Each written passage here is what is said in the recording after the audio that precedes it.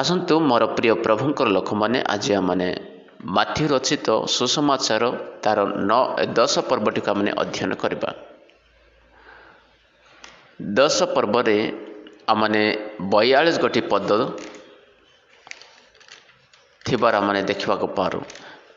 यही पदरे जो 42 टी पदरे जो वर्णित विषय आज आमने देखा। प्रथमे 1 पद ठारो जे 4 पद पर्यंत जीशु को 12 शिष्य मानकर आह्वान करने विषय रे एवं सही 5 पद ठारो 15 पद पर्यंत सही 12 शिष्य मानक प्रभु जीशु ख्रीष्ट प्रेरण करवा विषय रे आमने एठारे देखा पारुछु। पुणी 16 पद ठारो 25 पद पर्यंत प्रभु जीशु ख्रीष्टंकर जो 12 शिष्य थिले से मानकु आगामी ताड़ना विषय रे सचेतन हेबा पाई से मानकु शिक्षा देले।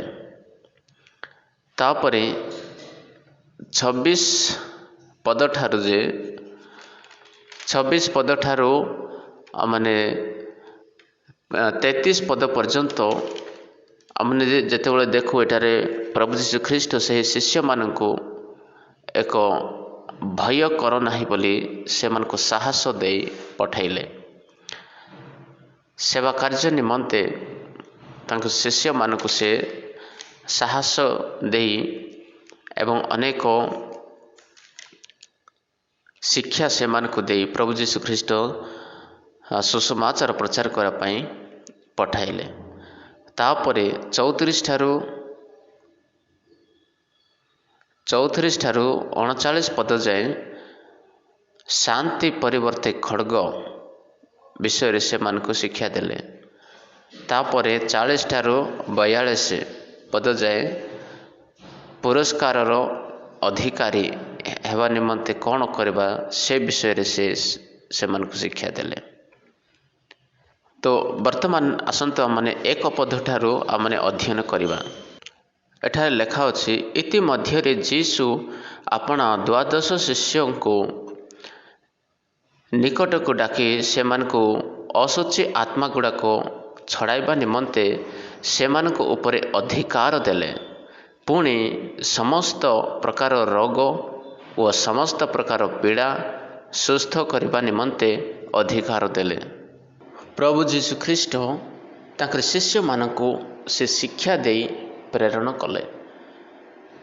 सेवा कार्य निमंते से मानकु भल एक ट्रेनिंग से दे शिष्य मानकु प्रचार करबा निमंते सुसमाचार प्रचार करबा निमंते सेवा कार्य करबा निमंते से मानकु प्रेरण कले। सुसमाचार प्रचार करबा निमंते आमानक जीवन रे एक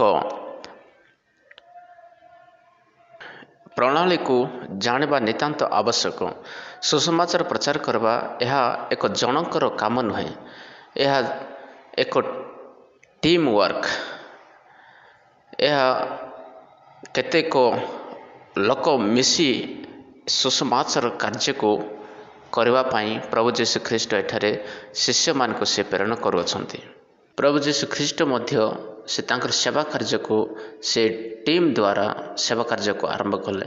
से एकुटिया कले नहीं, से 12 जन शिष्य को से नियुक्त कले। तांकर शिष्य मान को से ट्रेनिंग देले, प्रशिक्षण देले जे से मान को केमिति प्रभुंकर वाक्य को जगह जगह रे जाई प्रचार करबा एवं तांको आत्मिक एवं आंतरिक एवं बाह्यिक जीवन रे किपरि तांको परमेश्वर को ठारू शक्ति प्राप्त होई से आगो को बढ़िबो एथिपाई से भलो ट्रेनिंग से देई पठाइले। तेणु से तांकर शिष्य मानकु असुचि आत्मा गुड़ा को छड़ाइबा निमंते से मानक ऊपर अधिकार देले। पुणी समस्त प्रकार रोग व समस्त प्रकार पीड़ा सुस्थ करने निमंते से अधिकार देले। बहुत संस्थार प्रभुंकर लोक माने से माने लोक मान को आह्वान करते किंतु से माने डेलीगेशन ऑफ अथॉरिटी से माने दे पारि न थांती। केवल से माने तांकर नियम खाली कहि दियंती, केवल से मन को जिम्मेदारी दियंती किंतु आग पटर लोक को व्यक्ति को से अधिकार दे पारु नाहंती।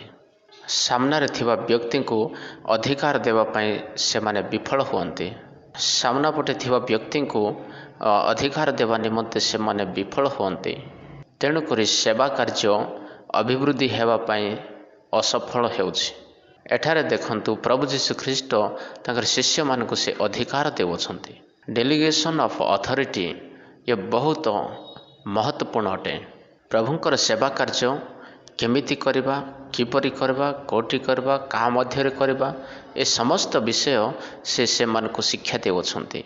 प्रभुंक सेवा कार्य रे रहिबा लोक मानकु ए समस्त विषय शिखिबा नितांत आवश्यक अटे। जो पर्यंत जड़े व्यक्ति एकुटिया थिबो परमेश्वर सेवा कार्य आग को बढ़ी पारब ना। टीम वर्क हेले प्रभुंकर सेवा कार्य बढ़ी ह्याब्र सहित जोशर सहित ताहा आग को बढ़ी पार। तेणु यही प्रकार अधिकार कौन सी मनुष्य दे पारे ना, कारण यह मनुष्यर कार्य नुहे, मनुष्य द्वारा संभव नुहे, यह परमेश्वर कठारु ही संभव हो पारे। तेणु प्रभु जीशु ख्रीष्ट से रोगी मानक उपरे दुष्ट शक्ति बा दुष्ट आत्मा को उपरे शैतान उपरे से अधिकार दे तांकर शिष्य मानक से प्रेरण करुअछंती। तापरे दुई पदरे आमने देखिबा को पारू सही द्वादश प्रेरितों नाम प्रेरित कहले परमेश्वर द्वारा प्रेरण करा जाइथिबा परमेश्वर दास माने परमेश्वर द्वारा प्रेरण करिबा। प्रभु जीशु ख्रीष्ट तांकर शिष्य मानकु द्वादश बा 12 जन शिष्य को से प्रेरण कले।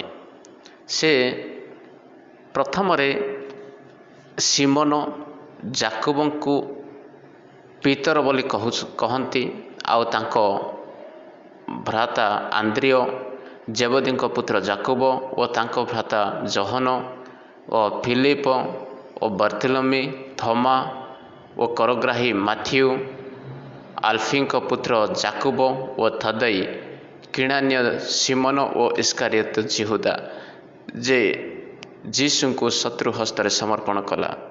ए माने हेले प्रभु जीशु ख्रीष्टंकर 12 जन शिष्य। यही 12 जन मध्यरु इस्कारियोत जिहुदा को छाड़ी बाकी समस्ते प्रभु जीशु ख्रीष्टंकर सेवा कार्य कले। सर्वप्रथमे से पितरंकर नाम रखिले। प्रभु जीशु ख्रीष्ट सिमोन का नाम पीतर बोली रखिले। पीतरर जार अर्थ पेट्रो, पेट्रोरु यही शब्द आसी अछि जार अर्थ पत्थर। जीशु कहले पीतर को तुम्हें होच पीतर नुह, तुम्हें पत्थर, आ से पत्थर उपरे मु मंडली स्थापना करी। तापरे तांकर भाई आंद्रिय, तापरे जबदी पुत्र जाकुब और तांकर भाई जहन, पीतर जाकुब और जहन ए 3 जन को प्रभु जीशु ख्रीष्ट साथी रे नेउथिले। समस्त शिष्य मानक मध्यरु ए माने मुख्य भूमिका एमानकर आमने देखा पाऊ। ए 3 जन को तांकर सेवा कार्य रे प्रभु जीशु ख्रीष्ट विशेष से मानक उन्नत कले। जायर को झील को सुस्थ कला बेले मध्य प्रभु जीशु ख्रीष्ट यही 3 जन शिष्य को तांक पाखक नहीं रूपांतरित हेबा समय से पहाड़ को यही 3 जन शिष्य को से नहीं प्रकार से गेत्सेमनी बगीचार मध्य प्रभु जीशु ख्रीष्ट एमान को साथी रे नहीं थिले। तेणु यही 3 जन कर नाम बहुत महत्वपूर्ण दिया जाय अछि। तपरे आंद्रियो, फिलिप एवं बर्तुलमै, थोमा और କରଗ୍ରାହୀ ମାଥ୍ୟୁ ଓ ଆଲଫିଙ୍କ ପୁତ୍ର ଯାକୁବ ଓ ତଦିୟ, କିଣାନ୍ୟ, ସିମୋନ ଓ ଇସ୍କାରିୟତ ଯିହୁଦା ଯେ ଯୀଶୁଖ୍ରୀଷ୍ଟଙ୍କୁ ଶତ୍ରୁ ହସ୍ତରେ ସମର୍ପଣ କଲା। ଏମାନଙ୍କ ମଧ୍ୟରୁ ଫିଲିପଙ୍କ ବିଷୟରେ ଆମମାନେ ଦେଖିବାକୁ ପାରୁ। ଜହନ୍ନର ସେ ସୁସମାଚାର 14 ଅଧ୍ୟାୟରେ ଆମମାନେ ଏହାଙ୍କ ବିଷୟରେ ଫିଲିପଙ୍କ ବିଷୟରେ ଆମେ ଦେଖିବାକୁ ପାରୁ। ତାପରେ ଆମେ ପ୍ରେରିତ ପୁସ୍ତକରେ ମଧ୍ୟ ଫିଲିପଙ୍କ ସେବା କାର୍ଯ୍ୟ ଆମେ ଦେଖିବାକୁ ପାରୁ। ଜଣେ ନପୁଂସକକୁ ସୁସମାଚାର ଶୁଣାଇବା ବ୍ୟକ୍ତି ହେଉଛନ୍ତି ଫିଲିପ। ତାପରେ ବାର୍ତ୍ତଲୋମେ ଆଉ ମାଥ୍ୟୁ, ଆଲଫିଙ୍କ ପୁତ୍ର ଯାକୁବ, ଥଦଇ, ଯାକୁବ ଦେଖାଯାଉଛି କିନ୍ତୁ ଥଦଇ ଏମାନଙ୍କର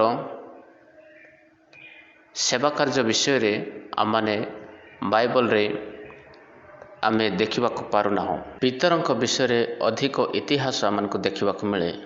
ଆଉ ଜହନ ସେ ସର୍ବଶେଷରେ ମୃତ୍ୟୁ ବରଣ କରିଥିବା ଶିଷ୍ୟ ଅଟେ। ଆଉ ସହଜ ମୃତ୍ୟୁ ଭୋଗ କରିଥିବା ବ୍ୟକ୍ତି ମଧ୍ୟ ଅଟେ। ଆଉ ସେହି ଜହନ ଯେତେବେଳେ ସେ ପତ୍ମସରେ ଥିଲା ସେହି ସମୟରେ ପ୍ରକାଶିତ ବାକ୍ୟ ପୁସ୍ତକକୁ ସେ ଲେଖିଅଛନ୍ତି। ଆଉ ସେହି ଜହନର ସେ ସୁସମାଚାରକୁ ମଧ୍ୟ ସେ ଲେଖିଛି। ପୁଣି ପ୍ରକାଶିତ ବାକ୍ୟକୁ ମଧ୍ୟ ସେ ଲେଖିଛି। ପୁଣି ପ୍ରଥମ ଜହନ, ଦ୍ୱିତୀୟ ଜହନ ଏବଂ ତୃତୀୟ ଜହନ ପତ୍ରିକାକୁ ମଧ୍ୟ ସେ ହିଁ ଲେଖିଅଛି। ଆଉ ପିତର 2 ଗୋଟି ପତ୍ର ସେ ଲେଖିଅଛନ୍ତି। ତେଣୁ ମୁଖ୍ୟ ରୂପରେ ଜହନ ଏବଂ ପିତର ଏହି 2 ଜଣଙ୍କର ବିଶେଷ ଆମମାନେ କାର୍ଯ୍ୟ ଦେଖିବାକୁ ପାରୁଅଛୁ। ତେଣୁ ଏହି ଯେଉଁ 4 ଜଣଙ୍କ ବ୍ୟକ୍ତିଙ୍କ ମୁଁ ନାମ କହିଲି, ଫିଲିପ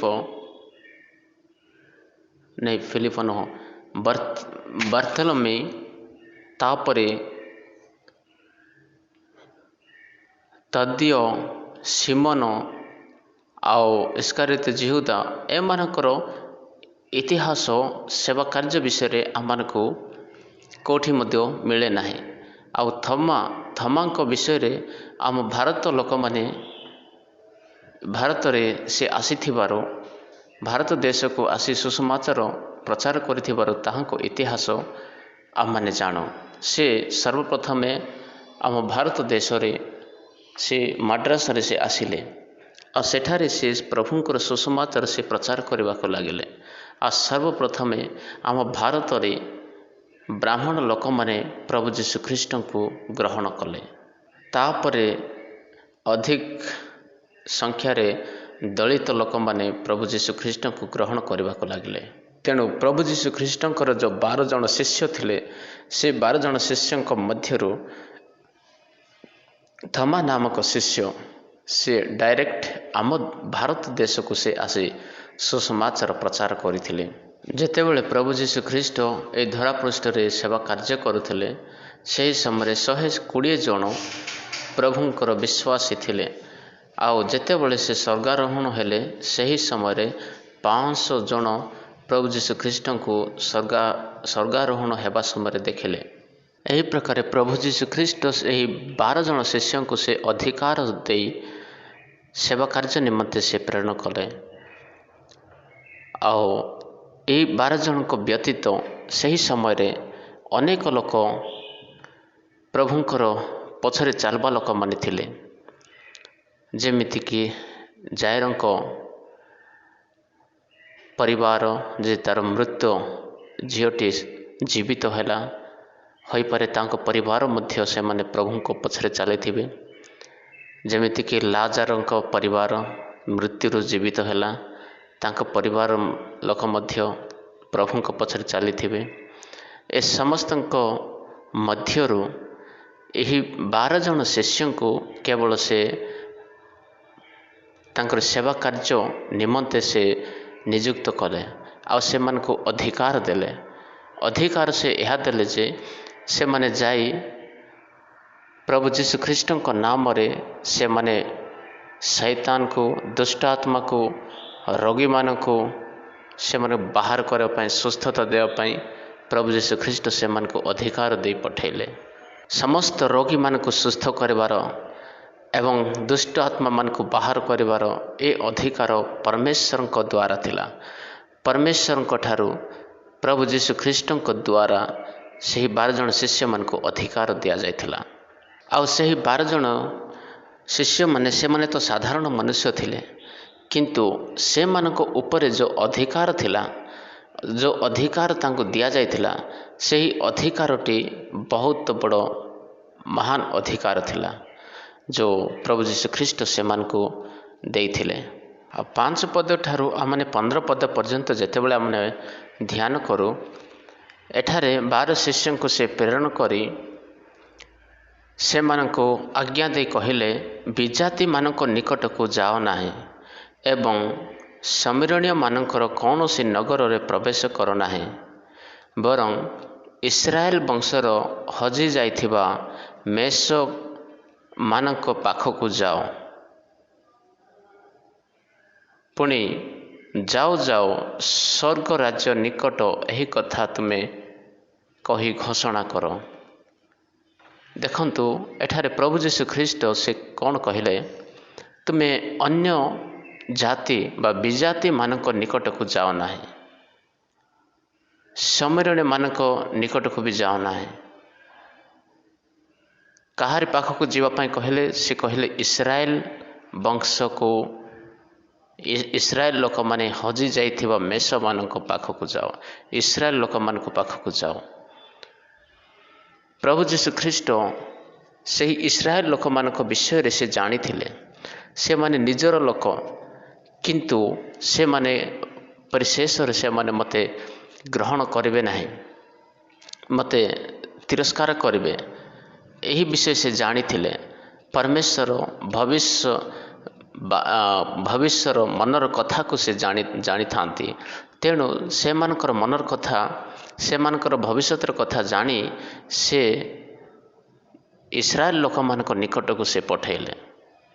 ଆଉ ଯେତେବେଳେ ସେମାନେ ଇସ୍ରାଏଲ ଲୋକମାନଙ୍କ ନିକଟକୁ ପ୍ରଭୁଙ୍କର ବାକ୍ୟ ସେମାନେ ପ୍ରଚାର କଲେ, ଅନେକ ଲୋକମାନେ ତାଙ୍କୁ ଗ୍ରହଣ କଲେ ନାହିଁ। ତେଣୁ ସେହି ଇସ୍ରାଏଲ ଲୋକମାନେ ଯୀଶୁଙ୍କୁ ସେମାନେ ଯେଉଁ ଗ୍ରହଣ କରିନାହାନ୍ତି, ସେହି 1000 ବର୍ଷର ଶାସନ କାଳରେ ସେମାନେ ପ୍ରଭୁ ଯୀଶୁଙ୍କୁ ସେମାନେ ଜାଣିବେ ଆଉ କହିବେ ଯେ ପ୍ରଭୁ ଯୀଶୁ ହିଁ ପରମେଶ୍ୱର ବା ଉଦ୍ଧାରକର୍ତ୍ତା ଅଟନ୍ତି। ସର୍ବପ୍ରଥମେ ଅନ୍ଧକାରଟି ସେହି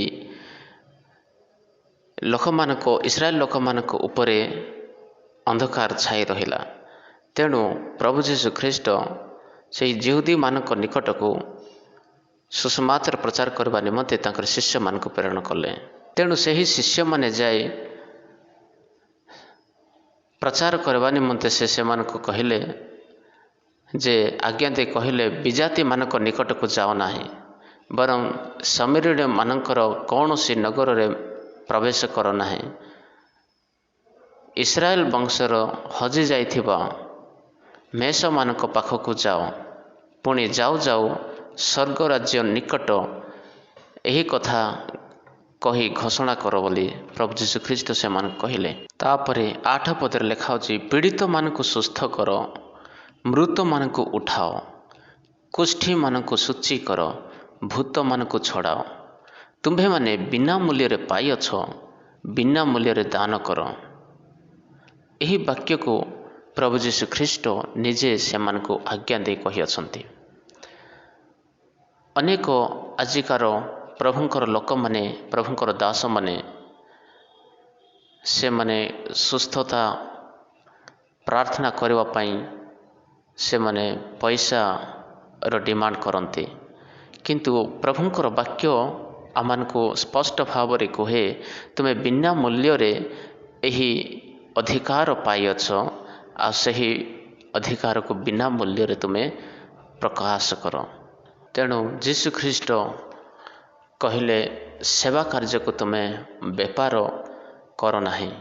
ଏହି ପ୍ରକାରେ ପ୍ରଧାନ ଯାଜକମାନେ କରୁଥିଲେ। ମହାଯାଜକମାନେ ସେହି ପ୍ରକାରେ ପଇସା ଇନକମ୍ କରୁଥିଲେ। ଲୋକମାନେ ବଳି ଉତ୍ସର୍ଗ କରିବାକୁ ଗଲେ ସେମାନଙ୍କ ଠାରୁ ମଧ୍ୟ ସେମାନେ ପଇସା ନେଉଥିଲେ। କୌଣସି ଲୋକ ପ୍ରାର୍ଥନା କରିବା ପାଇଁ ଗଲେ ସେମାନଙ୍କ ଠାରୁ ସେମାନେ ପଇସାକୁ ନେଉଥିଲେ। ଏଥିପାଇଁ ପରମେଶ୍ୱର ସେମାନଙ୍କୁ, ସେ ଯାଜକମାନଙ୍କୁ ବହୁତ ଘୃଣା କରୁଥିଲେ। तेणु आजिकाली आमको ध्यान देवाक पड़ो जो प्रभुंकर दास माने प्रभु आपण मानक वरदान देउछन्ति जो गिफ्ट देउछन्ति यही वाक्य अनुसार जे पीड़ित मानक सुस्थ करने मृत मानक उठाइवाई कुष्ठी मानक शुचि करने भूत मानक छड़ाइवाई ये अधिकार परमेश्वर फ्री रे बिना मूल्य दे अछन्ति। तो सही वरदान को फ्री रे बिना मूल्य रे लोक मानक साहाय्य कले परमेश्वर आहरी आशीर्वाद करेंगे। आउ यहाकू बेपार करवा बहुत ही भूल अटे। एठारे प्रभु जीशु ख्रीष्ट कहउछन्ति तुमे रोगी को सुस्थ कर किंतु बिना मूल्य सुस्थ कर बोली कहउछन्ति। अनेक विजाति लोक माने जो माने प्रभु को जानी नाहंती से माने प्रभुंकर लोक मानकु से माने चैलेंज करन्ति आ तर्क वितर्क करन्ति आ कहन्ति जे जदि तमे प्रभुंकर दास आ परमेश्वर तुमको जदि आह्वान करियछन्ति जे रोगी मानक सुस्थ करबा पई मृत मानक जीवित करबा पई अंध मानक दृष्टि देवा पई आउ जाको चली पारुने ताको चलवा पई शक्ति देवा पई प्रभु जदि अधिकार दे अछन्ति ताहा हेले आमर आममानक मध्य यही कार्य करिकि तुमे देखाओ यही प्रकार से मैंने चैलेंज करते। किंतु माने ध्यान रखंतु परमेश्वर कर कार्य यही प्रकार मजाक रे उड़ेबा कार्य नुहे। यह एक जादू मैजिक नुहे।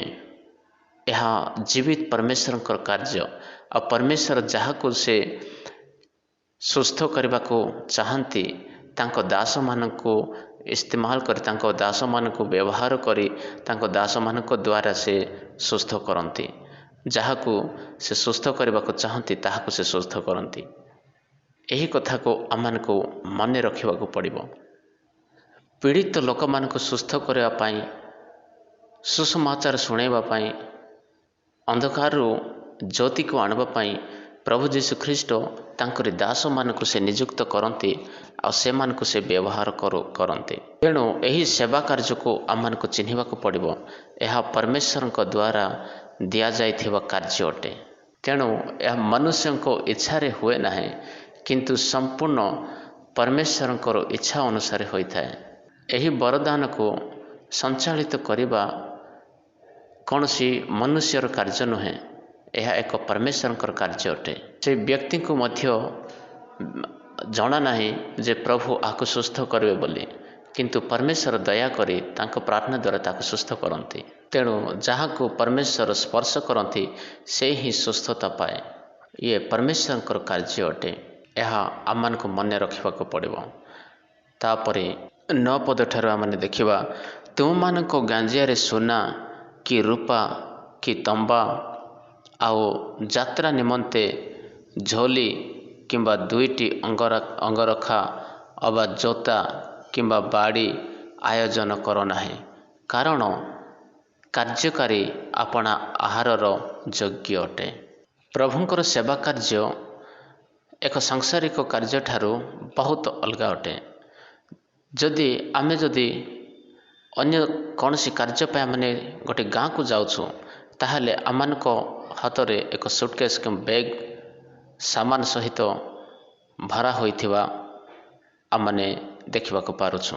आमे जेते दिन रहिबा पई जाउछु से अनुसार ड्रेस पटा मध्य साथी रे नेकी जाई थाउ।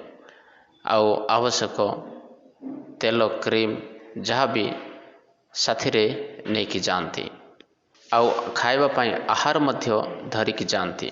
किंतु एठारे प्रभुंकर वाक्य आमान को कहूछि ताकू किछि मध्य नेकी जीवा पई परमेश्वर कहु नाहंते। तेणु जी सेवा कार्य को आसुछि ताको यही कथा को मन रखिबा आवश्यक जे तार भविष्यत ता द्वारा संचालित हेब नाही ताहाको जीवन परमेश्वर द्वारा संचालित हेब। यही प्राथमिकता कथा को जी जाने से ही परमेश्वर सेवा कार्य करि पारिबो। मोर परिवार पोषणर जिम्मेदारी परमेश्वर अटंती। मोर समस्त आवश्यक पदार्थ प्रदान करने परमेश्वर जिम्मेदारी अटे। मोर सुस्थता रहिबार जिम्मेदारी परमेश्वर अटे। यही प्रकार संपूर्ण रूप से आमने परमेश्वर ठारे समर्पित होगा आमनकर कर्तव्य अटे। तेणु से 11 पदरे कहले आउ तुम्भे माने जेकोसी नगर रे कि ग्राम रे प्रवेश करिवो सेठारे क्यों लोक योग्य ताहा अनुसंधान कर पुणी प्रस्थान न करवा पर्यंत सेठारे रुह। देखंतु प्रभु यीशु ख्रीष्ट से तांकर शिष्य मानकु केमिति से प्रशिक्षण दे से मानकु से पठाउछंती। से कहले जे सेठारे क्यों लोक योग्य अछि कि नाही ताहा अनुसंधान कर तापरे पुणी प्रस्थान न करवा पर्यंत सेठारे तुमे रुह आउ गृह रे प्रवेश करने समय ताहाको कल्याण कर आउ सही गृह जेबे योग्य तेबे ताहा प्रति तुम मानक शांति बर्तु किंतु ताहा जदि योग्य नुहे ताहा हेले तुम मानक शांति तुम मानक निकट को बाहुड़ी आसु। पुणी जे कही तुम मानक ग्रहण करिबो नाही अबा तुम मानक कथा सुनिबो नाही सही गृहरु किंबा सही नगररू बाहरी जावा बेले तुम्भ मानक पाद धूली झाड़ी दियो। तापरे यीशु कहले मु तुम मानक सत्य कहूची विचार दिन रे सही नगरर दशा अपेक्षा सदम और हमरा देशर दशा सहनीय हेब। अर्थात प्रभु यीशु ख्रीष्ट मते सुसमाचार प्रचार करबा पई मते प्रेरण करियछंती बोली कहला बेले जी जदि ग्रहण करे ताहा उपरे कल्याण बर्तिब। गोटे उदाहरण आमने देखिपारबा जक्षों विषय रे जहाको लोकर से सुसमाचार 19 पर्व आमने देखा पार। प्रभु यीशु ख्रीष्ट जक्षों को से नाम धरी डाकिले एवं से जक्षों गृह को गले तापरे सेठारे से भोजन कले से जहा देले ताहा से खाइले कौन से डिमांड कले नहीं। जड़े विधवा गृह को एलिया को परमेश्वर पठेले आउ सही दुर्भिक्ष समय 3.5 वर्ष पर्यंत एलिया से विधवा गृह रे जहा थिला से तांको घरे रही से खाइले। तांको घरे केवल मैदा थिला आउ तेल थिला आउ सेते वर्ष पर्यंत से मानको परमेश्वर सेतकीरू से पालन कले आउ से एलियो से डिमांड कला नाही जे मते आउ अन्य कौन सी खाद्य मते दियो। तेणु प्रभु यीशु ख्रीष्ट तांकर शिष्य मानक कहले जे तुमे अनुसंधान करो जे यज्ञ किए आ तांको घरे तुमे रुह। तेणु से कहले तुमे प्रथमे अनुसंधान करो जदि जेकोसी परिवार जदि से मते तुमको ग्रहण करिबो ताहाले तुमे सेठी रुह। जे नगर लोक माने जदि तुमको ग्रहण करिवे ताहाले तुमे सेठी रही तुमे प्रचार कर। जदि कहीं जदि ग्रहण करू नाहंती ताहाले तुमे सेठू बाहरी जाओ। सही नगर को छाड़ी अन्य नगर को जाई सेठारे तुमे सुसमाचार प्रचार कर। जो माने तुमको ग्रहण करिवे से माने मोर संतान हेबे जी तुमको ग्रहण करिवो से मते ग्रहण करिवो। तेणु जी तुमको ग्रहण करिवो नाही से विचार दिन रे से माने दंड पाइबे। तेणु सही न्याय सही विचार दिन रे समस्तंकर कार्य को सेतेबेले देखा जिवो।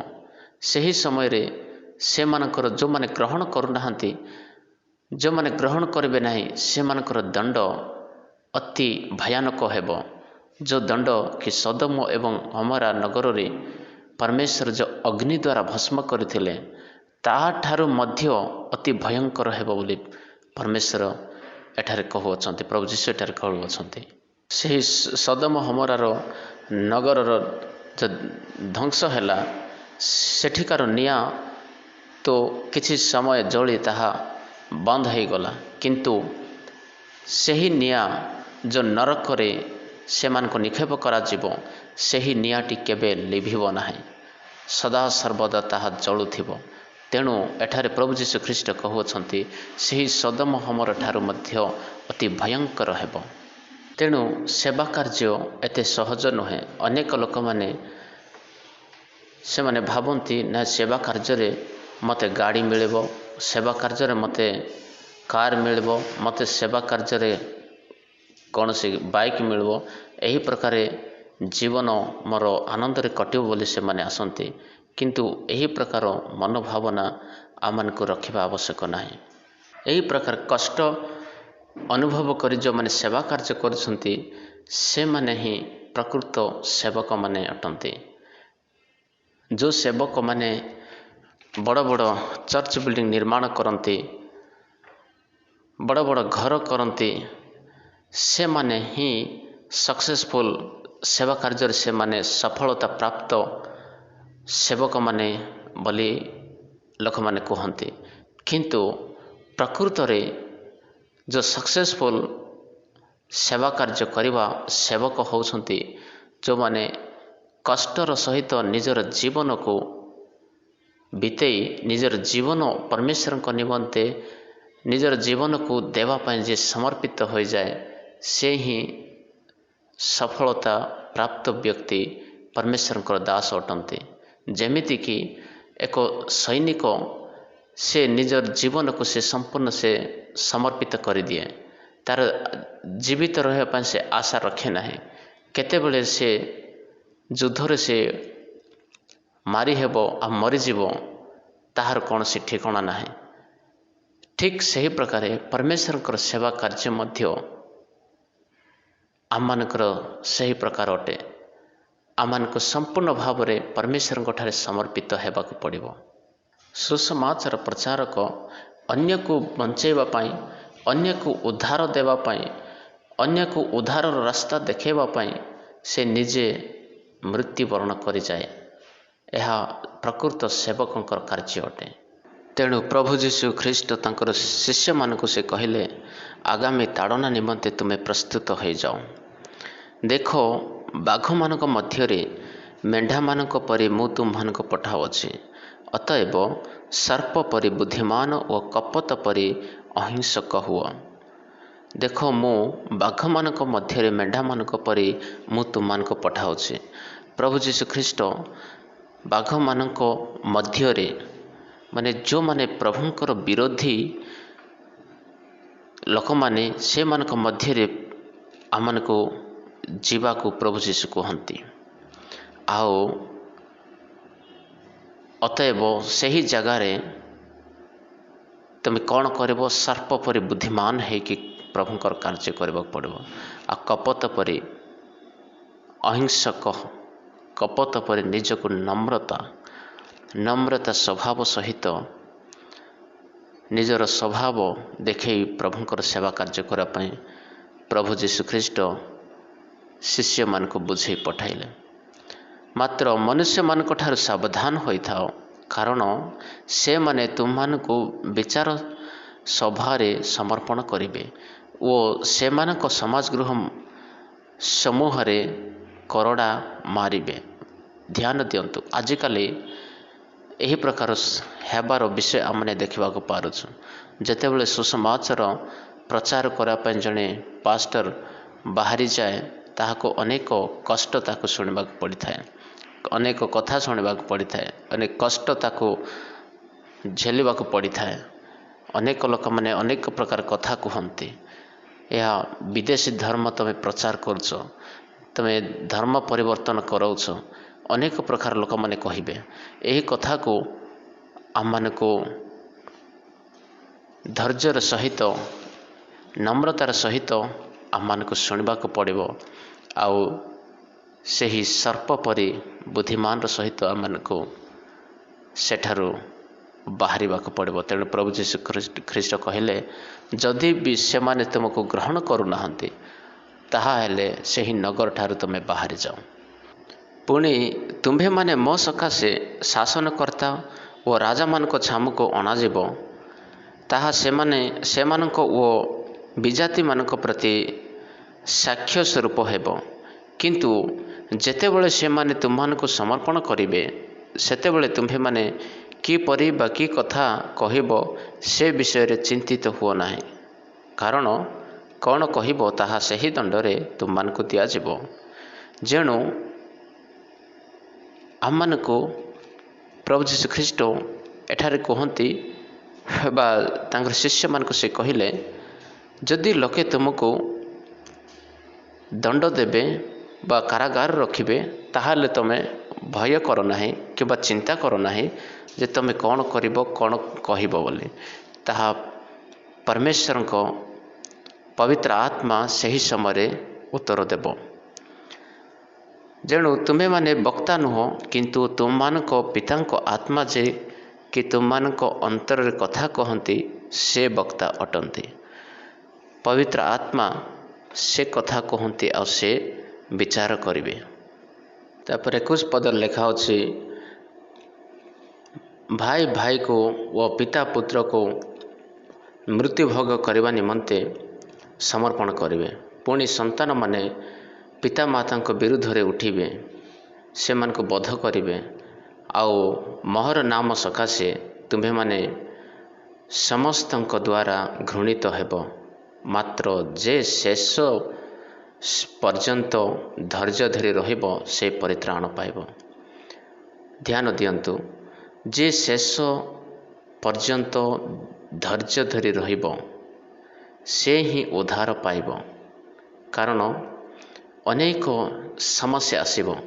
ପ୍ରଭୁ ଯୀଶୁଖ୍ରୀଷ୍ଟଙ୍କର ସେବା କାର୍ଯ୍ୟ କରିବା ଏହା ସହଜ କଥା ନୁହେଁ। ଅନେକ ସମସ୍ୟାର ସମ୍ମୁଖୀନ ଆମମାନଙ୍କୁ କରିବାକୁ ପଡ଼ିବ। ଅନେକ କଷ୍ଟ ଆସିବ, ଅନେକ ତାଡ଼ନା ଆସିବ। ସେହି ସମସ୍ତ ଆମମାନଙ୍କୁ ଅତିକ୍ରମ କରିବାକୁ ପଡ଼ିବ, ସେ ସମସ୍ତ ଆମକୁ ସହିବାକୁ ପଡ଼ିବ। ଲେଖା ଅଛି, ମୋହର ନାମ ସକାଶେ ତୁମ୍ଭେମାନେ ସମସ୍ତଙ୍କ ଦ୍ୱାରା ଘୃଣିତ ହେବ। ଅନେକ ଲୋକମାନେ ଘୃଣିତ କରିବେ। ଯେତେବେଳେ ଆମେ ପ୍ରଭୁଙ୍କର ସେବା କାର୍ଯ୍ୟ ପାଇଁ ବାହାରୁ, ଲୋକେ ଅନେକ କଥା କହିବେ, ଅନେକ ପ୍ରଶ୍ନ କରିବେ, ମାରିବେ, ଜେଲରେ ପକାଇବେ, ଅନେକ କଷ୍ଟ ସେମାନେ ଦେବେ। ସେହି ସମୟରେ ପ୍ରଚାରକ ଲୋକକୁ, ପ୍ରଭୁଙ୍କର ଲୋକମାନଙ୍କୁ କଷ୍ଟ ସହିବାକୁ ପଡ଼ିବ। ତେଣୁ ଯେ ଶେଷ ପର୍ଯ୍ୟନ୍ତ ଧୈର୍ଯ୍ୟ ଧରି ରହିବ, ବିଶ୍ୱାସରେ ଅଟଳ ହୋଇ ରହିବ, ସିଏ ହିଁ ପରିତ୍ରାଣ ପାଇବ। ପରିତ୍ରାଣ ପାଇବା, ଉଦ୍ଧାର ପାଇବା, ମୁକ୍ତି ପାଇବା ଏତେ ସହଜ ନୁହେଁ।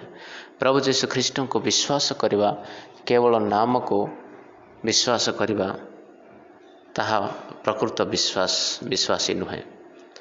ତେଣୁ ହେ ପ୍ରଭୁ କହିବା ଲୋକ ତ ଅନେକ, କିନ୍ତୁ ସମସ୍ତେ ସ୍ୱର୍ଗ ରାଜ୍ୟରେ ପ୍ରବେଶ କରିବେ ନାହିଁ। କାହିଁକି ନା ପ୍ରଭୁ ଯୀଶୁଖ୍ରୀଷ୍ଟଙ୍କର ବାକ୍ୟ ସ୍ପଷ୍ଟ ଭାବରେ ଆମକୁ କୁହେ ଯେ ଯିଏ ଶେଷ ପର୍ଯ୍ୟନ୍ତ ଧୈର୍ଯ୍ୟ ଧରି ରହିବ ସେ ହିଁ ଉଦ୍ଧାର ପାଇବ, ସେ ହିଁ ପରିତ୍ରାଣ ପାଇବ। ତାପରେ ଲେଖା ଅଛି, କିନ୍ତୁ ସେମାନେ ଯେତେବେଳେ ତୁମମାନଙ୍କୁ ଏକ ନଗରରେ ତାଡ଼ନା କରିବେ, ସେତେବେଳେ ଅନ୍ୟ ନଗରକୁ ପଳାଇ ଯାଅ। କାରଣ ମୁଁ ତୁମମାନଙ୍କୁ ସତ୍ୟ କହୁଅଛି, ଇସ୍ରାଏଲ ନଗରଗୁଡ଼ିକରେ ତୁମମାନଙ୍କ ଭ୍ରମଣ ଶେଷ ନ ହେବା ପୂର୍ବରୁ ମନୁଷ୍ୟପୁତ୍ର ଆଗମନ କରିବେ। ଧ୍ୟାନ ଦିଅନ୍ତୁ, ଏଠାରେ ଇସ୍ରାଏଲ ଲୋକମାନେ ତୁମକୁ ଗ୍ରହଣ କରିବେ ନାହିଁ। ଆଉ ସେ ପର୍ଯ୍ୟନ୍ତ ତୁମେ ଯେଉଁ ପର୍ଯ୍ୟନ୍ତ ଭ୍ରମଣ କରିପାରିନାହ, ଭ୍ରମଣ ଶେଷ ନ ହେବା ପୂର୍ବରୁ ମନୁଷ୍ୟପୁତ୍ର ଆଗମନ କରିବେ। ଦ୍ୱିତୀୟ ଆଗମନ ବିଷୟରେ ଏଠାରେ ପ୍ରଭୁ ଯୀଶୁଖ୍ରୀଷ୍ଟ କହୁଅଛନ୍ତି। ଆଉ ଯେତେବେଳେ ତୁମେ ଯିବ, ଗୋଟିଏ ନଗର ଲୋକ ଯଦି ଗ୍ରହଣ ନ କଲେ, ତାହେଲେ ସେଠୁ ବାହାରି ଅନ୍ୟ ନଗରକୁ ତୁମେ ପଳାଇ ଯାଅ, ଜାଗାକୁ ପରିବର୍ତ୍ତନ କର, ସେହି ଜାଗାକୁ ଛାଡ଼ି ତୁମେ ଅନ୍ୟ ଜାଗାକୁ ପଳାଇ ଯାଅ। ଏହି ପ୍ରକାରେ ସେମାନେ ଜାଗା ପରିବର୍ତ୍ତନ, ପ୍ରଭୁ ଯୀଶୁଖ୍ରୀଷ୍ଟ ସେମାନଙ୍କୁ ଜାଗା ପରିବର୍ତ୍ତନ କରିବା ପାଇଁ କହିଲେ। ତେଣୁ ସେ କହିଲେ, ଯଦି ଯିଏ ତୁମକୁ ଗ୍ରହଣ କରେ ଆଉ ସେ କଲ୍ୟାଣ ପାଇବା ପାଇଁ ଉପଯୁକ୍ତ, ତେବେ ସେଠାରେ କଲ୍ୟାଣ ସେମାନେ ପ୍ରାପ୍ତ ହେବେ। ଯଦି ସେମାନେ ଗ୍ରହଣ କରିବେ ନାହିଁ, ତାହେଲେ ସେମାନଙ୍କ ଠାରୁ କଲ୍ୟାଣ ତୁମ ଆଡ଼କୁ ଫେରି ଆସିବ। ମୋର ପ୍ରିୟ, ସେ କଲ୍ୟାଣଟି, ସେ ଆଶୀର୍ବାଦଟି आम पाखक आसिब। तेणु भय करंतु नहीं, तेणु निराश हुअंतु नहीं जे कौन प्रभुंकर सेवा कार्य बेले जो परिश्रम कराहोछि ताहा व्यर्थ जाउछि बोली केबे भी निराश हुअंतु नहीं। कारण से आशीर्वादटी पछकु फेरी आम मानक निकटक आसुअछि। तेणु लेखा अछि शिष्य गुरु ठारू किंबा दास कर्ता ठारू श्रेष्ठ नुहे। शिष्य अपना गुरु ओ दास अपना कर्ता तुल्य हेले सेमानक पक्षरे यथेष्ट। से माने जेबे गृहकर्ता को बालजीबुल बोली कही अछंती तेबे ताहांकर परिजन को तो आहुरी अधिक कहिबे। ध्यान दियंतु एठारे प्रभु जीशु ख्रीष्ट कहिले शिष्य अपना गुरु ओ दास अपना कर्ता तुल्य हेले सेमानक पक्षरे यथेष्ट। से माने जेबे गृहकर्ता को बालजीबुल बोली कही अछंती तेबे ताहांकर परिजन को तो आहुरी अधिक कहिबे। प्रभु जीशु ख्रीष्ट कहउछंती से माने जेबे मते जो परमेश्वर कर पुत्र होई बा परमेश्वर कर रूप नहीं मु आसी अछि मते से माने ग्रहण कले नहीं आओ मो सहित कुव्यवहार कले मते शैतान सहित मते तुलना कले तो तुमको मध्य केते न अधिक कहिबे। तेणु सावधान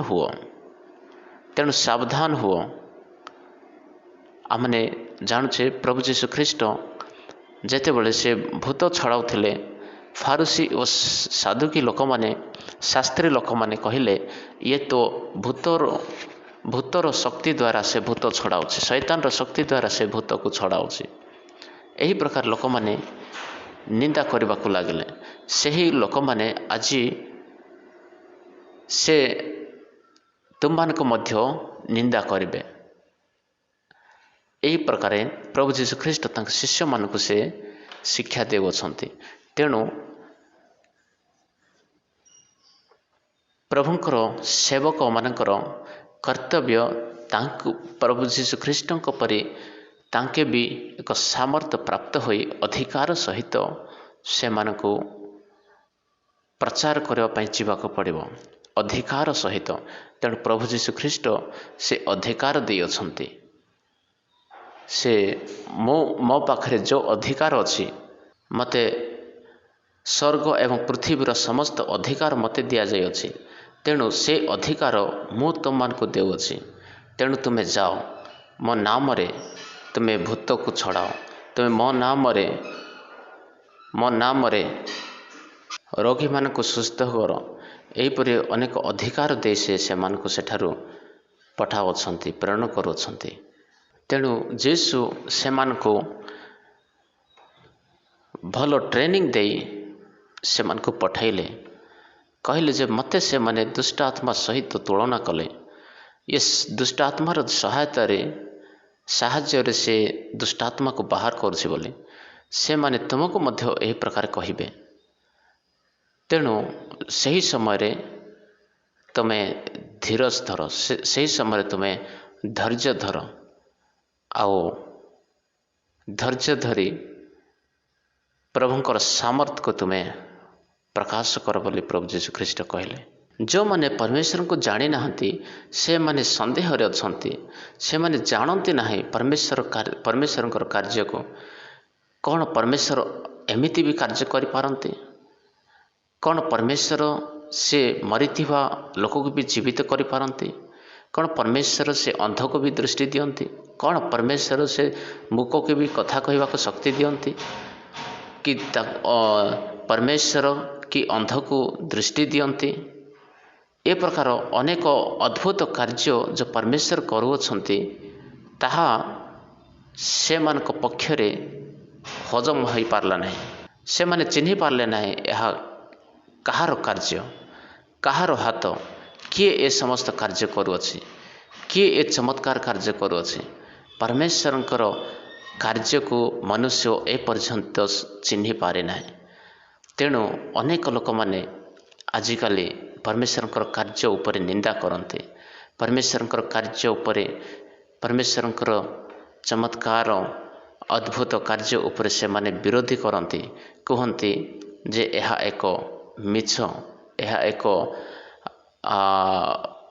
लोक मान को खाली मिछरे सेमिति कहवाक देउछंती, सेमानकु लांच दिया जाउछि, सेमानकु पैसा देकी कहवा माने साक्ष्य देवा पई कहा होछि, अनेक कथा माने सुनिबाक पारोछु। किंतु परमेश्वर से होछंती सर्वशक्तिमान परमेश्वर, जोठारे किछि नथिला, जोठारे पृथ्वी नथिला पृथ्वी बनैले, जोठारे सूर्य चंद्र आकाश नथिला परमेश्वर शब्द द्वारा बनाइले, आ जोठारे मनुष्य नथिले मनुष्य को बनैले, पृथ्वी नथिला पृथ्वी को बनैले, जीवजंतु नथिले जीवजंतु को बनैले। ये समस्त सृष्टिकर्ता होछंती से परमेश्वर, किंतु मनुष्य ताहा सृष्टिकर्ता को चिन्हि पारु नाहंती कि सृष्टिकर्ता परमेश्वर किए, ताहा न जानवा जोगु से माने परमेश्वर कार्य को से माने चिन्हि पारु नाहंती, परमेश्वर कार्य को से माने जानि पारु नाहंती। तेणु प्रभु जीशु ख्रीष्ट शिष्य मान को से सामर्थ्य एवं शक्ति देई से मान को कहले, तुम्हें भय कर ना, दुनियार लोक जहाँ भी कहतु तुम्हें भय कर ना। 26 पदर लिखा अछि, अतएव से मान को भय कर ना, कारण जहाँ प्रकाशित न हेबो एपरि आच्छादित किछि नाही, आओ जहाँ जना न जीवो एपरि गुप्त किछि नाही। तेणु भय कर ना। परमेश्वरंकर वाक्य जो सत्य वाक्य ताहा केबे ढांकी रही पारबो नाही, ताहा प्रकाशित न होई केबे लुचि रही पारबो नाही। तेणु प्रभु जीशु ख्रीष्ट कहले, तमे भय कर नहीं, कारण जहाँ प्रकाशित न हेबो एपरि आच्छादित किछि नाही। जहाँ प्रकाशित न हेबो एपरि आच्छादित बस ताहा घोड़े हेकि बा ताहा ढांकी हेकि केबे रहिबो नाही। आउ जहाँ जना न जीवो जो परमेश्वरंकर वाक्य को, जो सत्य वाक्य को केबे लोक माने जानबे नाही, एमिति कौनसी समय नाही। जहाँ एपरि गुप्त किछि नाही, एपरि परमेश्वरंकर वाक्य केबे गुप्त होई रहिबो नाही, परमेश्वरंकर वाक्य लुचिकी केबे रहिबो नाही। जो सत्य वाक्य सत्य कथा दिने ना दिने ताहा प्रकाश हेबो, बाहर को आसीबो, समस्ते जानबे, समस्ते सुनिबे, समस्ते देखिबे कि प्रभु जीशु ख्रीष्ट ही परमेश्वर बोली।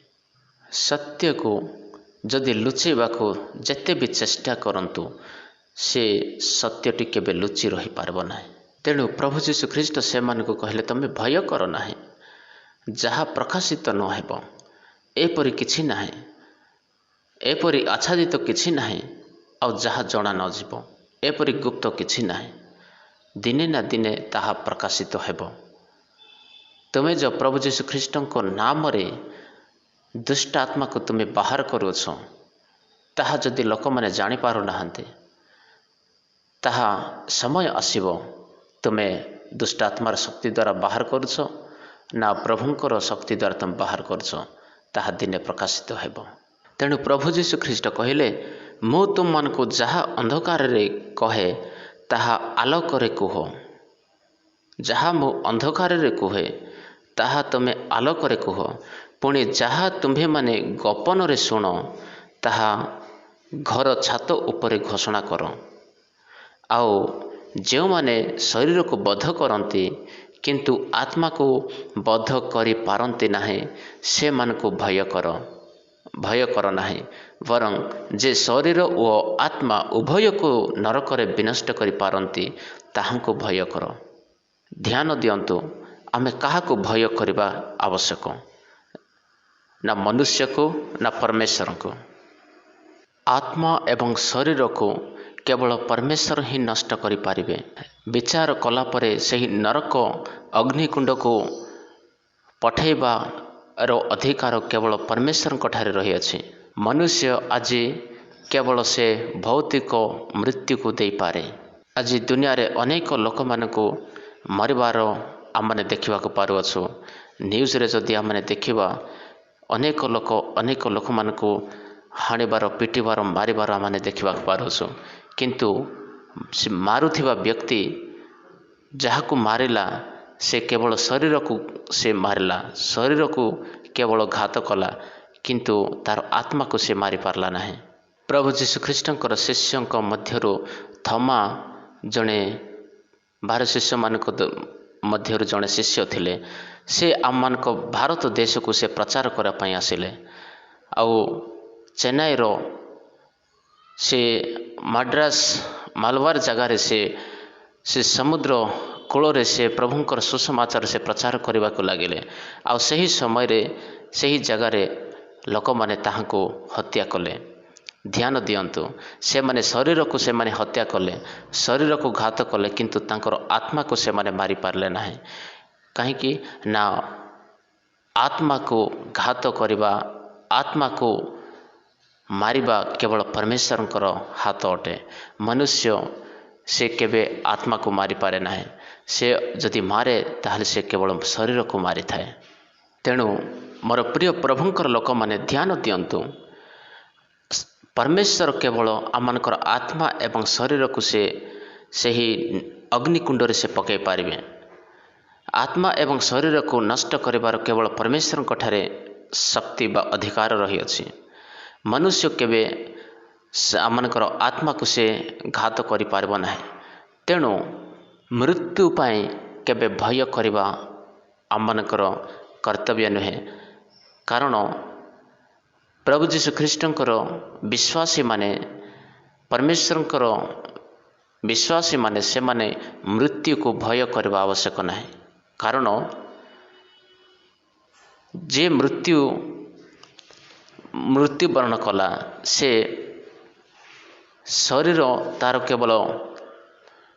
କେବଳ ତାର ମୃତ୍ୟୁ ହେଇଛି, କିନ୍ତୁ ଯେଉଁ ଆତ୍ମା ତାହା ପରମେଶ୍ୱରଙ୍କ ପାଖକୁ ଯାଇଛି। ଆଉ ସେମାନଙ୍କର ନ୍ୟାୟ ସମୟରେ, ବିଚାର ସମୟରେ ଅବଶ୍ୟ ତାଙ୍କର ଆତ୍ମା ପରମେଶ୍ୱରଙ୍କ ଠାରେ ରହିବ, ସ୍ୱର୍ଗରେ ରହିବ। ତେଣୁ ସେହି ଅନୁସାରେ ଆମମାନଙ୍କୁ ଏହି ଧରାପୃଷ୍ଠରେ ଆମମାନଙ୍କୁ ବିଶ୍ୱାସର ସହିତ କାର୍ଯ୍ୟ କରିବାକୁ ପଡ଼ିବ।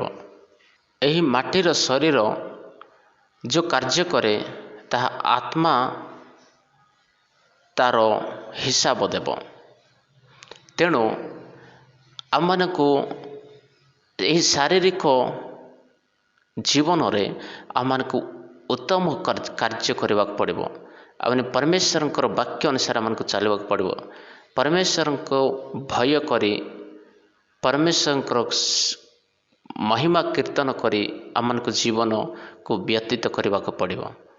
ତେବେ ସେହି ବିଚାର ସମୟରେ ଆମମାନେ ସ୍ୱର୍ଗ ରାଜ୍ୟରେ ଆମମାନଙ୍କର ଆତ୍ମା ସ୍ଥାନ ପାଇବ।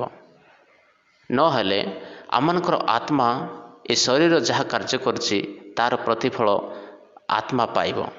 ଆତ୍ମାକୁ ତାର ବିଚାର ଦେବାକୁ ପଡ଼ିବ। ନ୍ୟାୟ ବିଚାର ସମୟରେ ଆତ୍ମାକୁ ଜବାବ ଦେବାକୁ ପଡ଼ିବ। ଏବଂ ସେହି ଆତ୍ମା ଏ ମାଟିର ଶରୀର ଯେଉଁ କାର୍ଯ୍ୟ କରିଛି ସେହି ଅନୁସାରେ ତାହାକୁ ସ୍ୱର୍ଗ କିମ୍ବା ନରକ ତାହାକୁ ଦିଆଯିବ। ତେଣୁ ମୋର ପ୍ରିୟ ପ୍ରଭୁଙ୍କର ଲୋକମାନେ ଆଜି ଧ୍ୟାନ ଦିଅନ୍ତୁ, ଯେ କରୋନା ଭାଇରସ୍ ମହାମାରୀଟି ଚାଲିଛି, ପୁରା ଦୁନିଆରେ ଲୋକମାନେ ପୁରା ଭୟରେ ବିଚଳିତ ହେଉଅଛନ୍ତି।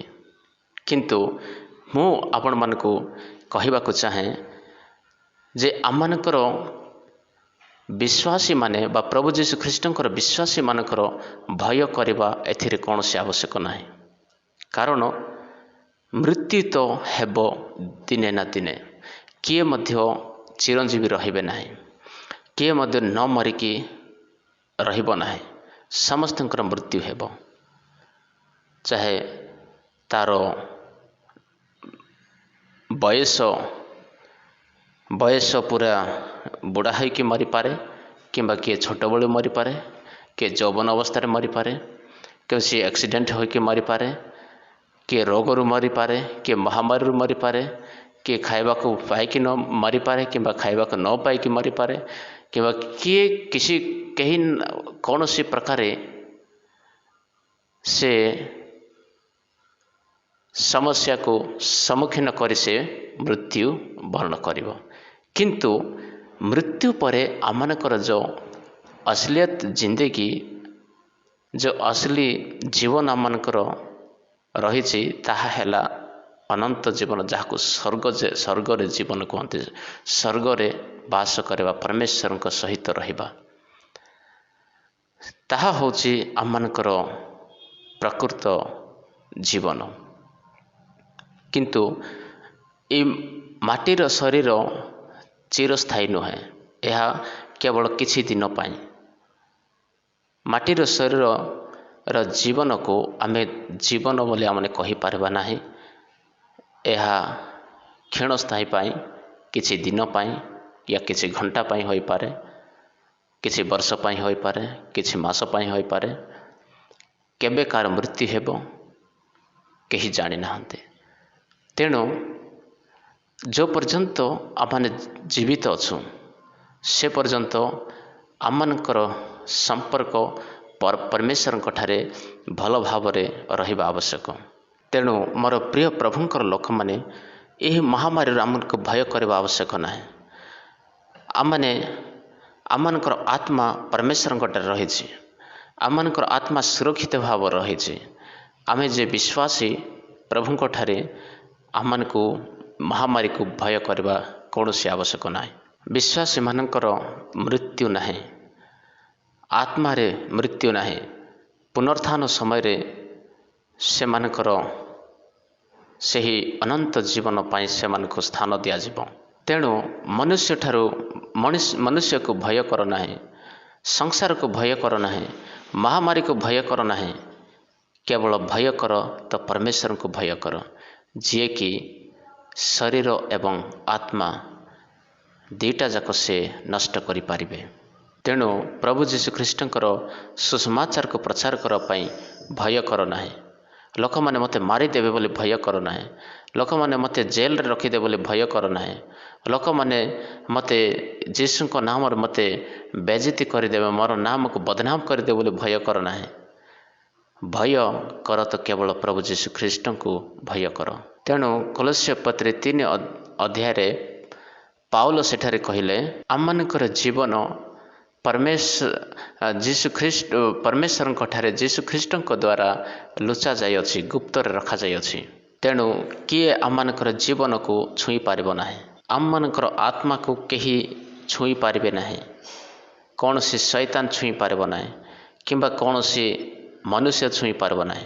तेणु कहारी को भय करंतु नाही, मनुष्य को भय करंतु नाही, शैतान को भय करंतु नाही।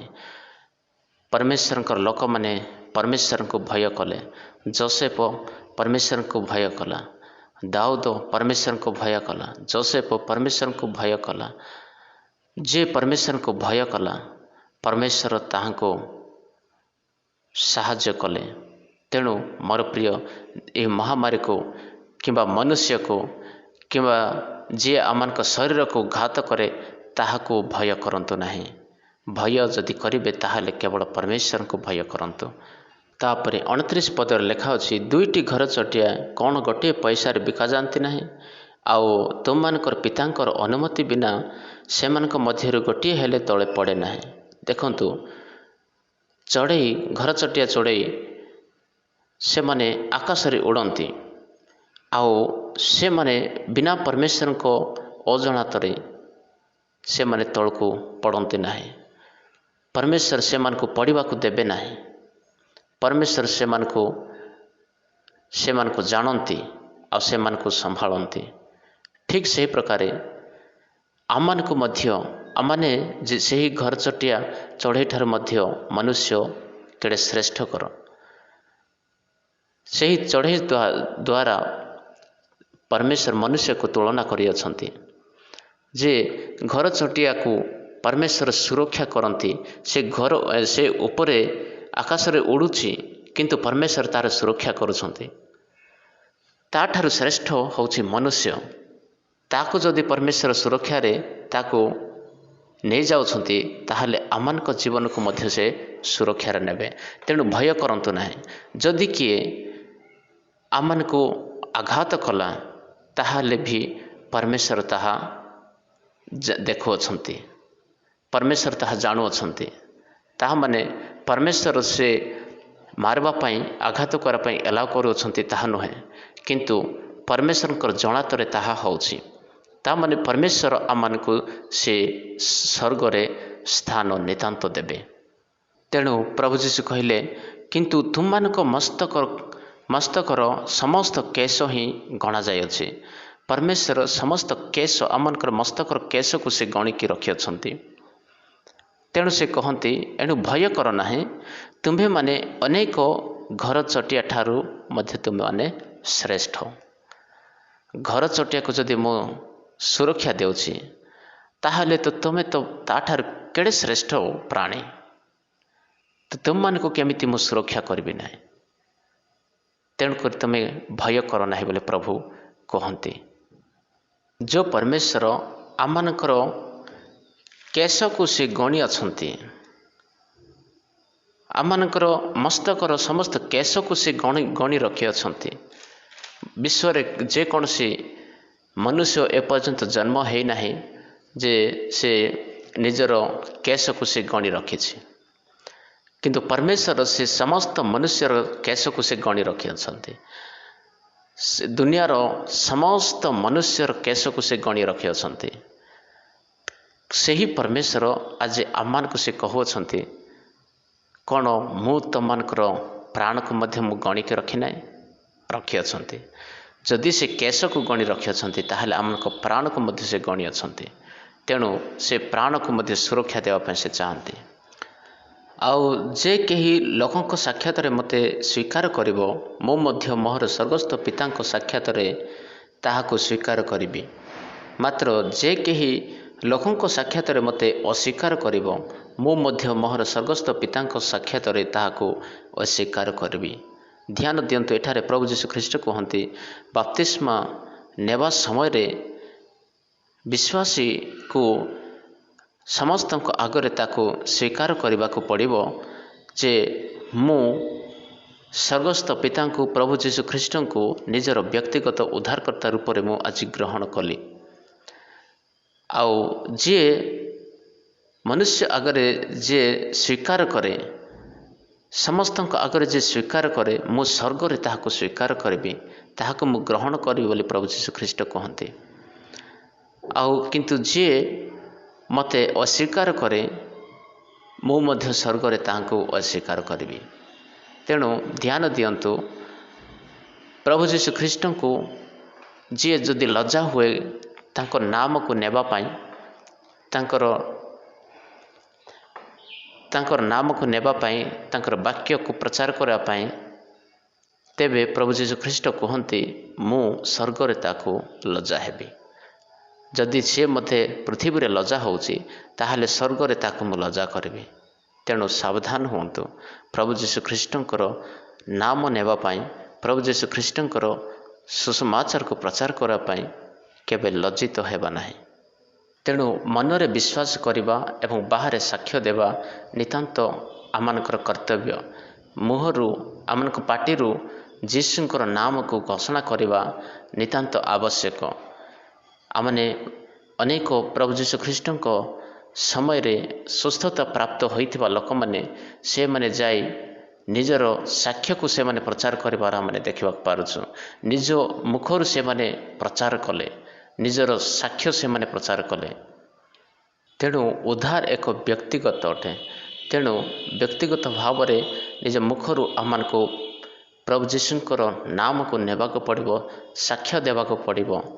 आमान को लज्जा हेबा को पड़िबो नाही। जदि लज्जा हेबा ताहले परमेश्वर मध्य आमान को स्वर्ग रे लज्जा करेबे। तापर 34 पद ठारू आमने 39 पद मध्य देखिबा शांति परिवर्ते खड्ग विषय रे। मो जे पृथ्वी रे शांति देबा को आसी अछि यह मने कर नाही शांति देबा को न आसी वरं खड्ग देबा को आसी अछि। कारण मो पिता सहित पुत्रर ओ माता सहित कन्यार ओ पुणी शाशु सहित बहुर विरोध घटाइबा को आसी अछि। यही वाक्य रे अनेक लोक माने विरोधी करती जो माने प्रभु को जानी नाहंती। किंतु ध्यान दियंतु यार उद्देश्य यह नुहे जे परमेश्वर से समस्त को अलगा करने को आसी अछंती। यार अर्थ यार उद्देश्य यह जे जो माने प्रभु को जानी नाहंती ପ୍ରଭୁଙ୍କୁ ଗ୍ରହଣ କରନ୍ତି ନାହିଁ ସେମାନେ ଅବଶ୍ୟ ପ୍ରଭୁଙ୍କୁ ଗ୍ରହଣ କରିବା ଲୋକମାନଙ୍କୁ ସେମାନେ ଘୃଣା କରିବେ, ଅଲଗା କରିବେ। ତାହା ପ୍ରଭୁ ଯୀଶୁଖ୍ରୀଷ୍ଟ ଜାଣିଥିଲେ ଆଗରୁ, ତାହା ଆଜି ସମାଜରେ ହେଉଥିବାର ଆମେ ଦେଖିବାକୁ ପାରୁଅଛୁ।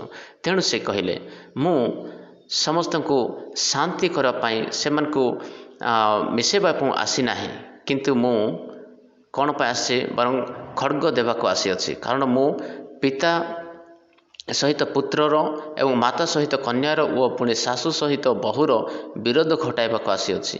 ଯିଏ ପ୍ରଭୁଙ୍କୁ ଗ୍ରହଣ କଲା ସିଏ ବିରୋଧୀ, ତା ପ୍ରତି ବିରୋଧୀ ହେଲେ, ତାକୁ ହିଂସା ହେଲେ, ତାକୁ ଅଲଗା କରିଦେଲେ। ଏହି ପ୍ରକାର ଆଜିକାଲି ଚାଲିଛି। ଏହି ବାକ୍ୟକୁ ପ୍ରଭୁ ଯୀଶୁଖ୍ରୀଷ୍ଟ ଏଠାରେ କହିଅଛନ୍ତି। ତେଣୁ ସେ କହିଲେ, ମନୁଷ୍ୟର ନିଜ ପରିଜନ ହିଁ ତାହାର ଶତ୍ରୁ ହେବେ, ନିଜର ପରିଜନ ହିଁ ତାହାର ଶତ୍ରୁ ହେବେ। ଯେବେ ପ୍ରଭୁ ଯୀଶୁଖ୍ରୀଷ୍ଟଙ୍କୁ ଗ୍ରହଣ କରିବ ଜଣେ ବ୍ୟକ୍ତି, ତ ତାହାକୁ ଅନେକ କଥା କହିବେ। ତୁ ବିଦେଶୀ ଧର୍ମ ଗ୍ରହଣ କଲୁ, ତୁ ଅନ୍ୟ ଜାତି ହେଲୁ, ତୁ ଅନ୍ୟ ଧର୍ମକୁ ତୁ ଗ୍ରହଣ କଲୁ, ତୁ ଧର୍ମ ପରିବର୍ତ୍ତନ କରିଦେଲୁ। ନିଜର ଘର, ନିଜର ବଂଶ, ନିଜର ମାତା ପିତା ହିଁ, ନିଜର ଲୋକ ହିଁ ତାକୁ ଅଲଗା କରିଦେବେ। ଏଥିପାଇଁ ପ୍ରଭୁ ଯୀଶୁଖ୍ରୀଷ୍ଟ କହିଲେ ଯେ, ମୁଁ ଶାନ୍ତି ଦେବା ପାଇଁ ମୁଁ ଆସିନାହିଁ, କିନ୍ତୁ ଶାନ୍ତି ଦେବାକୁ ନ ଆସି ବରଂ ଖଡ଼୍ଗ ଦେବାକୁ ଆସିଅଛି। ତେଣୁ ସେ କହିଲେ, ଯେ ପିତା କି ମାତାକୁ ମୋ ଠାରୁ ଅଧିକ ପ୍ରିୟ ଜ୍ଞାନ କରେ ସେ ମୋହର ଯୋଗ୍ୟ ନୁହେଁ। ପୁଣି ଯେ ପୁତ୍ର କି କନ୍ୟାକୁ ମୋ ଠାରୁ ଅଧିକ ସ୍ନେହ କରେ ସେ ମୋହର ଯୋଗ୍ୟ ନୁହେଁ। ଯିଏ ତାଙ୍କ ମାତା ପିତାଙ୍କୁ, ତାଙ୍କ ପୁତ୍ରଙ୍କୁ ଯେ ଅଧିକ ସ୍ନେହ କରେ ପ୍ରଭୁ ଯୀଶୁଖ୍ରୀଷ୍ଟଙ୍କ ଠାରୁ, ଯୀଶୁଙ୍କ ନାମରେ ତୁମକୁ ପରିବାରକୁ ମଧ୍ୟ ତ୍ୟାଗିବାକୁ ପଡ଼ିବ। ଯୀଶୁଙ୍କ ନାମରେ ନିଜର ସ୍ତ୍ରୀକୁ ମଧ୍ୟ ତ୍ୟାଗିବାକୁ ପଡ଼ିବ। ଯୀଶୁଙ୍କ ନାମରେ ତୁମର ସନ୍ତାନମାନଙ୍କୁ ମଧ୍ୟ ତ୍ୟାଗିବାକୁ ପଡ଼ିବ। ତେବେ ଯାଇ ଆମମାନେ ସତ୍ୟ ପରମେଶ୍ୱରଙ୍କ ସନ୍ତାନ ହୋଇପାରିବା। ତେଣୁ ପ୍ରଭୁ ଯୀଶୁଖ୍ରୀଷ୍ଟ ସେ କହିଲେ ଯେ, ମୁଁ ଶାନ୍ତି ଦେବାକୁ ଆସିନାହିଁ, କିନ୍ତୁ ମୁଁ ଖଡ଼୍ଗ ଦେବାକୁ ଆସିଅଛି। ଆଉ ଯେ ଆପଣା କ୍ରୁଶ ନେଇ ମୋହର ଅନୁଗମନ ନ କରେ ସେ ମୋହର ଯୋଗ୍ୟ ନୁହେଁ। କ୍ରୁଶ କହିଲେ ଦୁଃଖ, କଷ୍ଟ, ତାଡ଼ନା, ନିନ୍ଦା, ଅପମାନ, ଏ ସମସ୍ତ କିଏ ସହି ମୋ ନିକଟକୁ ଆସେ ନାହିଁ, ଏ ସମସ୍ତ ସହ୍ୟ କରି ମୋତେ ଯିଏ ଗ୍ରହଣ କରେ ନାହିଁ, ସେ କଦାପି ସେ ମୋହର ଯୋଗ୍ୟ ନୁହେଁ ବା ସ୍ୱର୍ଗ ରାଜ୍ୟରେ ସେ ପ୍ରବେଶ କରିପାରିବ ନାହିଁ। ଯେ ଆପଣା ଜୀବନ ବଞ୍ଚାଏ ସେ ତାହା ହରାଇବ, ଆଉ ଯେ ମୋ ନିମନ୍ତେ ଆପଣା ଜୀବନ ହରାଏ ସେ ତାହା ବଞ୍ଚାଇବ। ଯିଏ ଏହି ଶାରୀରିକ ଜୀବନକୁ ଯେ ବଞ୍ଚାଇବାକୁ ଚାହେଁ ସେ ଆତ୍ମାକୁ ହରାଇବ। ଯିଏ ଶାରୀରିକ ଜୀବନକୁ ବଞ୍ଚାଇବା ପାଇଁ ପ୍ରଭୁ ଯୀଶୁଙ୍କୁ ଛାଡ଼ିଦିଏ, ନିଜର ମାତା ପିତାକୁ ସ୍ନେହ କରେ, ନିଜର ସମାଜକୁ ସ୍ନେହ କରେ କିମ୍ବା ମନୁଷ୍ୟକୁ ଭୟ କରେ, ଆଉ ସିଏ ପ୍ରଭୁ ଯୀଶୁଙ୍କୁ ଛାଡ଼ିଦିଏ, ତେବେ ସିଏ ଅନନ୍ତ ଜୀବନକୁ ହରାଇବ ବା ସେ ସ୍ୱର୍ଗ ରାଜ୍ୟକୁ ହରାଇବ। ତେଣୁ ପ୍ରଭୁ ଯୀଶୁଖ୍ରୀଷ୍ଟ କହିଲେ, ଯେ ତୁମମାନଙ୍କୁ ଗ୍ରହଣ କରେ ସେ ମୋତେ ଗ୍ରହଣ କରେ, ଆଉ ଯେ ମୋତେ ଗ୍ରହଣ କରେ ସେ ମୋହର ପ୍ରେରଣକର୍ତ୍ତାଙ୍କୁ ଗ୍ରହଣ କରେ। ଯେ ଭାବବାଦୀ ବୋଲି ଗ୍ରହଣ କରେ ସେ ଭାବବାଦୀଙ୍କ ପୁରସ୍କାର ପାଇବ, ଆଉ ଯେ ଧାର୍ମିକ ବ୍ୟକ୍ତିଙ୍କୁ ଧାର୍ମିକ ବୋଲି ଗ୍ରହଣ କରେ ସେ ଧାର୍ମିକ ବ୍ୟକ୍ତିଙ୍କ ପୁରସ୍କାର ପାଇବ। ପୁଣି ଯେ କେହି ଏହି କ୍ଷୁଦ୍ରମାନଙ୍କ ମଧ୍ୟରୁ ଜଣଙ୍କୁ ମୋହର ଶିଷ୍ୟ ବୋଲି କେବଳ ଗିନାଏ ଥଣ୍ଡା ପାଣି ପିଇବାକୁ ଦେବ, ମୁଁ ତୁମମାନଙ୍କୁ ସତ୍ୟ କହୁଅଛି, ସେ କୌଣସି ପ୍ରକାରେ ଆପଣା ପୁରସ୍କାର ହରାଇବ ନାହିଁ। ପ୍ରଭୁ ଯୀଶୁଖ୍ରୀଷ୍ଟଙ୍କର ଲୋକମାନଙ୍କୁ ଯିଏ, ଦାସମାନଙ୍କୁ ଯିଏ ସେବା କରିବ, ଏକ ଗ୍ଲାସ ଥଣ୍ଡା ପାଣି ବି ଦେବ, ତାହେଲେ ପରମେଶ୍ୱର ତାହାକୁ କେତେ ଗୁଣ କରି ସେ ତାର ପ୍ରତିଫଳ ଦେବେ। ତେଣୁ ମୋର ପ୍ରିୟ, ଏହି ବାକ୍ୟ ଅନୁସାରେ ଆମମାନଙ୍କ ଜୀବନ ବ୍ୟତୀତ କରିବାକୁ ପଡ଼ିବ, ତେବେ ଆମମାନେ ଅନନ୍ତ ଜୀବନର ଅଧିକାରୀ